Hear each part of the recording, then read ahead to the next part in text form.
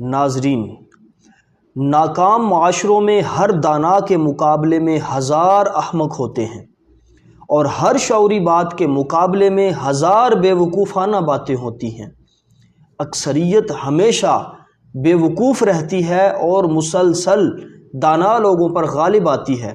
اگر آپ دیکھیں کہ کسی معاشرے میں فضول موضوعات بحث کی زینت بنے ہوئے ہیں اور بے وقوف لوگ منظر عام پر چھائے ہوئے ہیں، تو آپ ایک انتہائی ناکام معاشرے کی بات کر رہے ہیں۔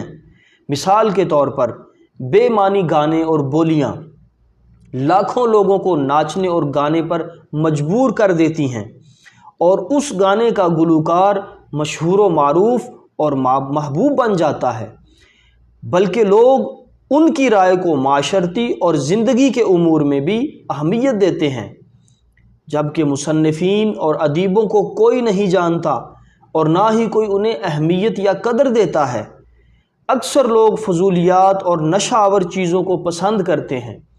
ایک شخص جو ہمیں بے ہوش کر کے، ہماری عقلوں کو معوف کر کے، اور ایک شخص جو ہمیں فضول باتوں سے ہنساتا ہے، اس شخص سے بہتر ہے جو ہمیں حقیقت کی طرف بیدار کرتا ہے اور حق بات کہہ کر ہمیں تکلیف دیتا ہے۔